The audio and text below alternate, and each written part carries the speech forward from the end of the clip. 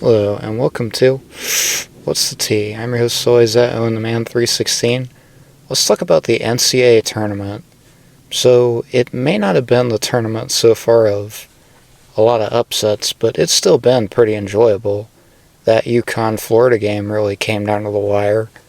That Tennessee-UK game was a blowout. I mean, honestly, I thought UK would give them a better fight, but Tennessee, they just get going and they just can't stop, man.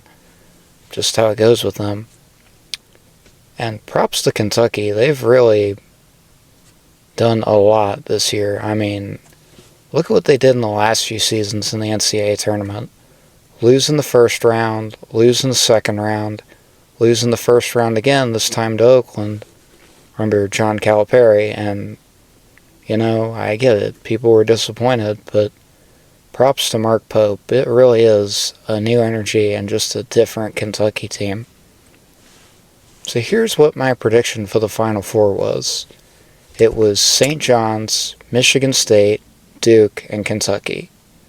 Now, at least I got the Duke part right. That is nice. Even though I really would have rather Duke lost to Alabama. But, hey, I've still got my national champion in. Thanks, Auburn, for beating Michigan State. And thanks, Tennessee, for beating Kentucky. But anyways, history made, though, once again, the tournament, as for the second time ever, all number one seeds have made the Final Four. And the last time that happened, coincidentally, the Final Four was in San Antonio. That was in 2008 with Kansas, North Carolina, Memphis, and UCLA. And ultimately, Bill Self and Kansas wound up beating Memphis, and then head coach John Calipari. I've also been watching a little bit of the women's tournament. Like that Alabama and Maryland game last Monday night was really something. I mean, they were in overtime, and it was one of those grind-out games. It looked like Maryland was about to win in the first overtime, and then one of their players commits a stupid foul on one of the Alabama players. So the Alabama player, I think her last name was Barker, goes to the line, makes 3 free throws in a packed house in a packed house at Maryland, which that's kind of how it works with the women's tournaments, is that the higher seed hosts the game, so I think that's kind of interesting. But she goes to the line, she makes all 3 free throws, game goes to double overtime. I mean, that is one of the most clutch moments I've ever seen, man, because I could not imagine being in her shoes and standing there at the free throw line while College Park, Maryland is just rocking. Like, it was just so loud that even my TV was shaking for a few seconds. I also watched the LSU team. They look really good. And South Carolina, they look really good as well. And some unfortunate news from the women's tournament is Juju Watkins, the star player for USC, is unfortunately out for the rest of the season with a torn ACL. I was actually watching that game the other night, and I didn't know what happened until I looked up on one of my apps, and it said that she had tore her ACL, and I was like, man, that really sucks. But listen, Juju, you had a great season. Keep your head held up high. And hopefully you come back stronger than ever, either for another year at USC or you go to the WNBA. But I wish you the best of luck and a speedy recovery. Alright, so on to our hot tea topic. John Cena's heel turn so far. So here's my honest thoughts on it. John Cena is not the heel we want. No, he's the heel we need. He's an open and honest John Cena. And that's something we haven't seen for quite some time, because usually he's the babyface throwing his hat into the crowd and his t-shirt and his towel and saying hi to his cameraman still. But now it's just a whole different attitude. Like, now he's just walking to the ring slowly instead of running to the ring. And he is just tearing into the crowd. Like, I love how he called it a toxic relationship. Because, he kind of has always had a bit of a up and down relationship with the fans. Because there's the people that chant, "Let's go Cena," and there's the people that chant, "Cena sucks." And there's also the people that during his entrance theme sing, "John Cena sucks, John Cena sucks." So, I can kind of see it from his perspective. I also laughed a little bit when he kind of ripped him a new one over the John Cena being invisible joke. When he said, "I've been the punchline of a stupid invisible joke for the last 25 years. It's not funny." And I just thought that was hilarious how he referenced that joke. But honestly, I kind of look at it this way with his heel turn. He didn't do it because of a friendship with The Rock or anything like that. He did it because he's a desperate man. He knows he doesn't have much time left to break the record and be a 17-time world champion. So he's willing to do anything to get that 17th world championship. Because it's like people say, desperate times call for desperate measures, and desperate people do very desperate things. That's what John Cena is doing with this. And honestly, I think it's been a really good story so far. And I can't wait for that match with Cody. Because a lot can happen, man, and it'll be very interesting to see what does happen. Alright, so we had the first episode of Season 6 of Dark Side of the Ring. And this episode was about Mick Foley's Hell in a Cell tales. More specifically, his very infamous Hell in a Cell match against The Undertaker. Now, I've watched this match before and many Hell in a Cell matches in my day, but I can just say, this is probably the most brutal spot-filled one. Like how Mick Foley came up with the idea of starting the match on top of Hell in a Cell, and also to take that spot of getting thrown off the top of the roof of Hell in a Cell through the announce table is just crazy. I also like how they kind of explain the physics of it, because you gotta think about this, man. It takes a lot to really make sure that spot goes right. Like Mick explaining that he had to turn his body to where he landed on his back on the announce table is just crazy. And how he pulled it off is just absolutely crazy. And this is the call where Jim Ross goes, oh no, good God Almighty, that killed him. As God is my witness, he is broken in half. And honestly, it really did look like Mankind was dead after that spot. Because you've got the medical team coming down there. You've got Terry Funk coming down there. As someone once told me, if Terry Funk is coming down there and he's concerned, then it's bad. So that's just kind of what I'm getting at with that. And then the fact that he actually gets up off the stretcher and continues the match, it's just like, what in the world is going on here? I mean, how Mick Foley somehow gets up off the stretcher when doctors are telling him, no, Mick, you're done, is just crazy. And then he gets right back on top of the roof of Hell in a Cell. And this time he has The Undertaker choke slam him through the roof of the cell. And that's just absolutely crazy. It's like you take that one crazy spot, and then you take another. It's like, oh my goodness, what lengths is this guy willing to go to for this match? Like, he was willing to go for anything in this match. And it was kind of nice learning his family's perspective on this. And I could really see why Colette was very concerned, because he's taken some really risky bumps in this match that really could possibly end his life. And, it really goes to show that Mick Foley is truly a hardcore legend. He's willing to do anything and everything for the business and for the fans. I can respect that, but I can also look at it this way. You gotta be thinking about your health, and you got to be thinking about yourself in a lot of ways. But I get it. Mick likes to do that, and I do respect that. And going back to that chokeslam spot, the chair that he brought up on top of the cell actually comes crashing down with him. Like, it literally lands right on his face. And you can see that one of his teeth get lodged in his nose.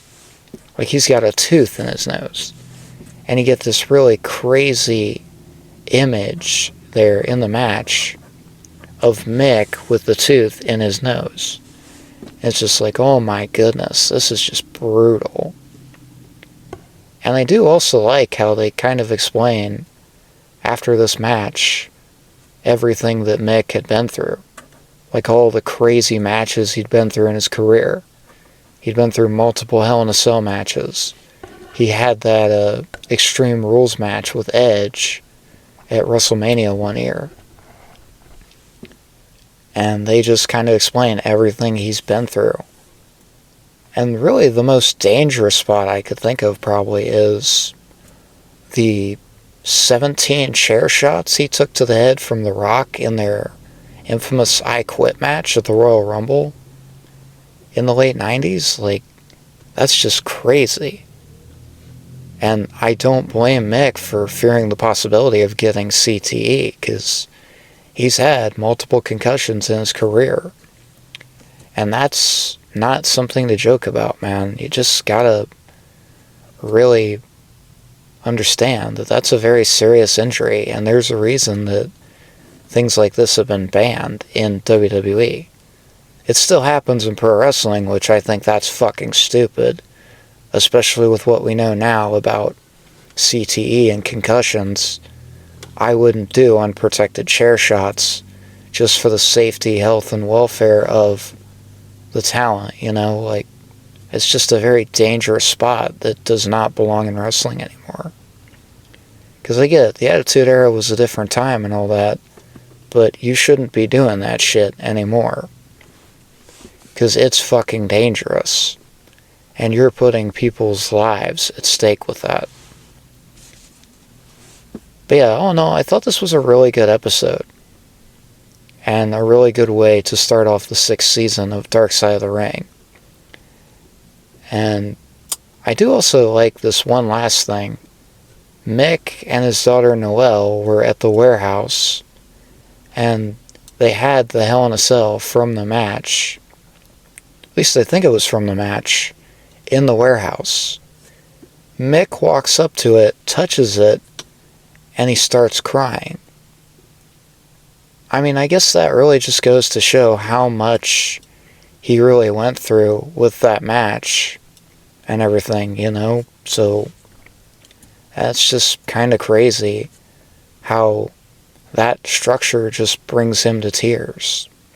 But I kind of get it in a lot of ways, because that had to have been one of the best nights of his life, but also one of the most traumatic experiences. Because you set up all these crazy spots that you know you have to do, and you don't know if you're going to make it out on the other side.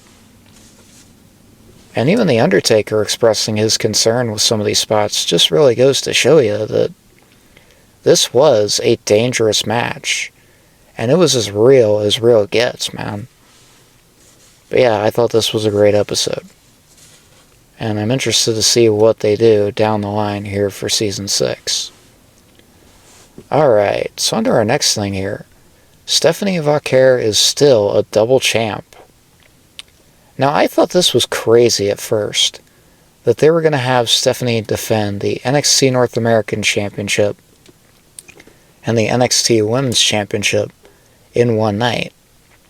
Well, she succeeds by beating Jada Parker, but then gets beat down by Fatal Influence.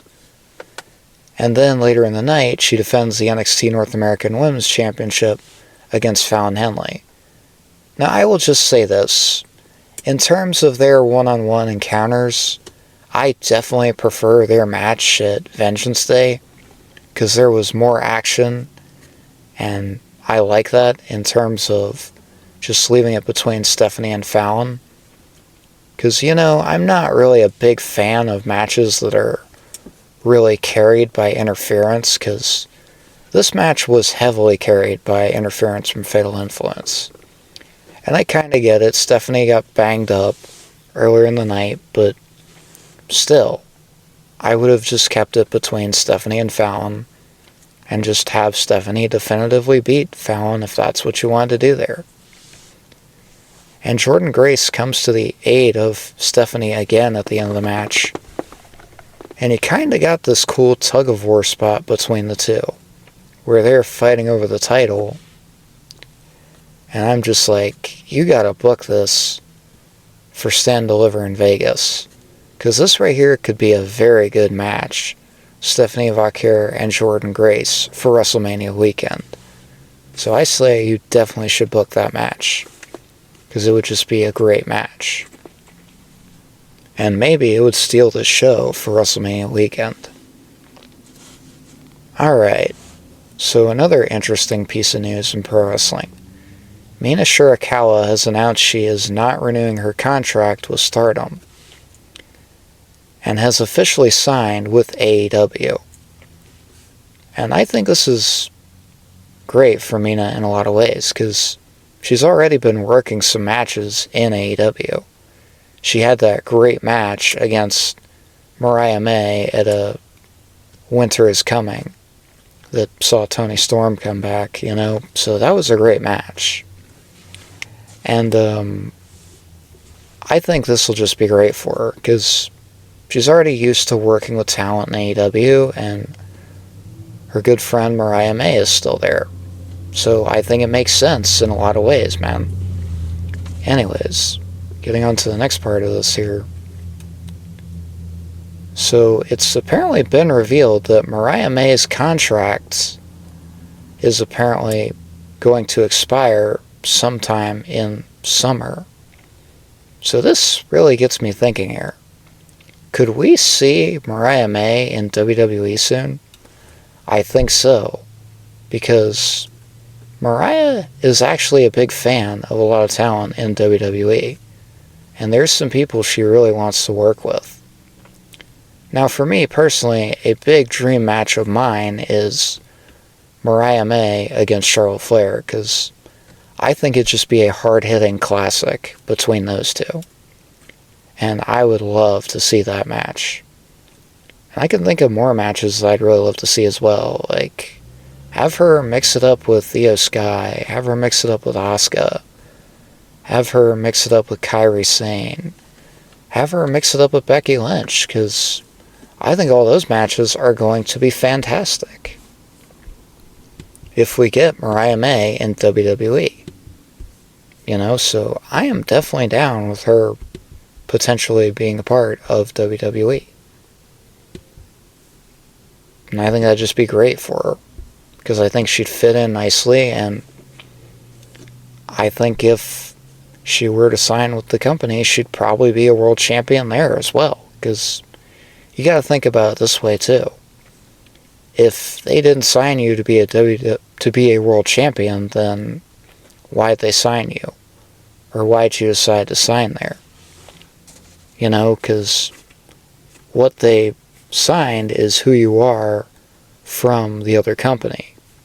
And that's why they went out and signed you, because of your work in Japan, your work with AEW. That's why they go out and sign Mariah May, because she's a great talent and a great in-ring worker. So I've been hearing some rumors lately that we may be getting an Evolution 2 possibly on July 5th. And if you don't know what Evolution was, it was the first all-women's pay-per-view in WWE. And it was really amazing in so many ways. So, if you want more on that, go check out my Evolution retrospective. It's still up on Spotify, I believe. I may post it to YouTube at some point, not exactly sure.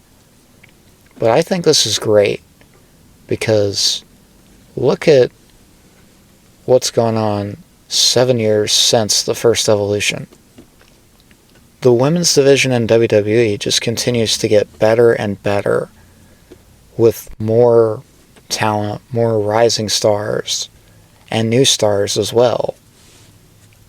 So I think it's just great that they're planning on doing that. And some dream matches for me for that would be Asuka versus Julia, because I think those two would just have a great match. One that I think people may actually get interested in if it actually happens. Charlotte Flair versus Stephanie Vaquer. And here's why. Yes, Charlotte brings her athleticism and speed into this match, but honestly, I think she's kind of gotten better as a technician.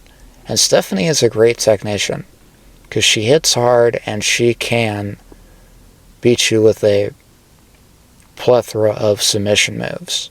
And that's what Charlotte can do. And I think that would just be a great match to have there. So, if this gets made official, I'm excited. And I think that'll just be great, man. So let's do a road to the title segment. So Penta has made it known that he is going after the Intercontinental Championship. Well, I think his path is very simple. Just keep doing what you're doing on Monday Night Raw, which is showcasing the best of your ability, stack up some wins, and maybe, just maybe, you can go to Adam Pearce and say, hey, I've beaten this guy, I've beaten that guy, I've beaten that guy. And I just think he versus Braun Breaker would be a great match. Because Penta hits hard, and Braun hits hard as well. And I think that'd just be a great opener for the second night of WrestleMania. Because those two would just go out there and have a great match. And in the end, I do think Penta would take the Intercontinental title off of Braun Breaker. Because ever since he came to WWE, he's just been the hottest name in the company right now.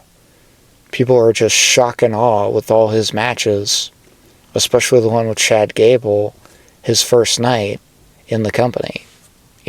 So I think it'd be great if Penta wins the Intercontinental Championship. Alright, so I haven't done one of these in a while. Who's ready for a little story time with Owen? So my dad and I, a couple weekends ago, were working on cleaning out the shed. We finally finished that up on Sunday, so we decided to go get some lunch at Jersey Mike's. But first we stopped in this t-shirt place called Cincy Shirts. And I glanced over at this Joey Votto shirt at first, and I was like, yeah, I should probably get one of these. Because back when I really was a Reds fan, Joey Votto was my guy. Probably the best first baseman I've ever watched. Because whether it was on TV or whether it was when I was at the Reds games, he was just incredible. Man, just absolutely incredible. And I'm always going to have a lot of love for Joey Votto. So I go up to the counter and I ask the lady, hey, do you have any more of these in extra large? And she goes, no, but I can print you one out real quick. And I was like, okay, great. And then she goes, oh, so we're actually having a mystery shirt thing as well. So you can go pick out a shirt from one of the cubbies over there. I was like, okay, great. So I go over and I pick out a shirt, and there was nothing in the extra large locker. So I go up and say, hey, there was nothing in the extra large locker. And she goes, okay, you can pick out a shirt from over there. And I glance over at this one shirt. It's got the state of Kentucky on it in blue, and it says, I'm from Cincinnati, technically Northern Kentucky. And I just looked at this like, holy shit, this literally speaks to me. Because I was born in Cincinnati, and I was raised in Northern Kentucky, So it's like, yeah, I should probably get one of these. So I go over, I show it to my dad. He starts laughing because it's like, yeah, you should probably get one of these. So I did. And I just think it's a really cool shirt. So shout out to Cincy Shirts. They've got a lot of cool stuff. Not just Cincinnati Reds, Cincinnati Bengals, FC Cincinnati. No, they've got Northern Kentucky, University of Kentucky, and they've also kind of got some vintage stuff from old teams, like the Cincinnati Silverbacks, which was an old soccer team that we had. They've also got Cincinnati Stingers stuff, which was one of the hockey teams before it was called the Cyclones. So, I think that's really cool that I got that shirt. And I can't wait to wear it on the show one day for you guys to see it. Alright.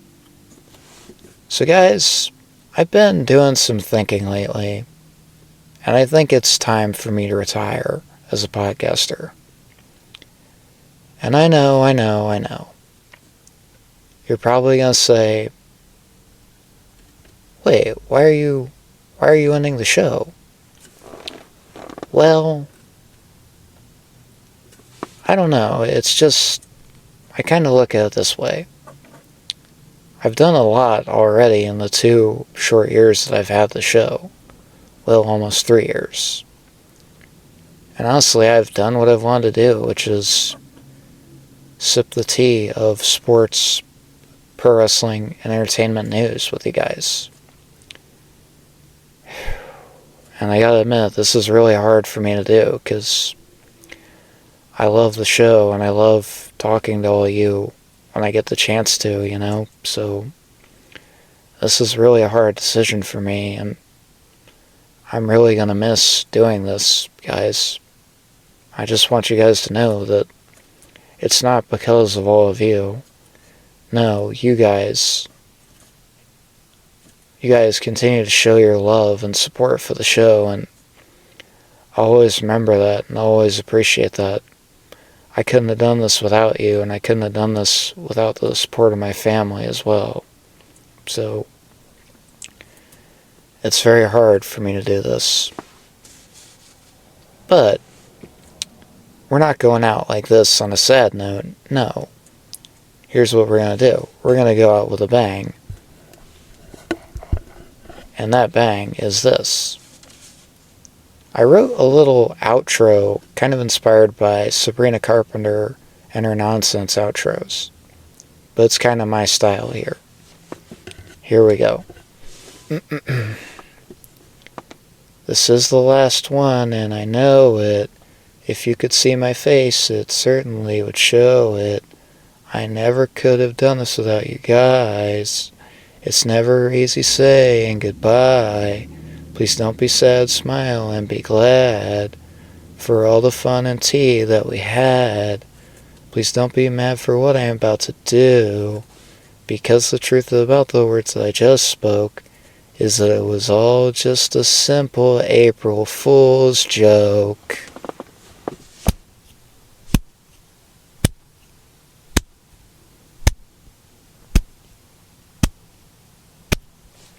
And the Oscar goes to me. I gotcha. Y'all really thought I was going to retire in the middle of WrestleMania season. Nah, that's not how we do things around here. Nope. This show is not over, and it will never end because I've worked too damn hard for this, as a good friend reminded me the other day.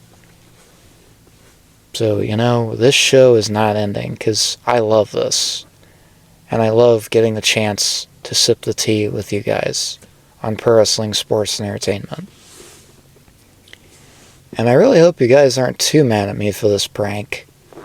Because believe me, I thought about this and I took every necessary precaution. That's why I was so cryptic on Twitter with my tweets that I was saying goodbye to the show. Because I didn't want anybody to figure it out and go, oh, he's bullshitting. There's no way he's actually going to end the show. But yeah, I'm not ending the show. It was an April Fool's prank. I hope you guys enjoyed it. And, yeah.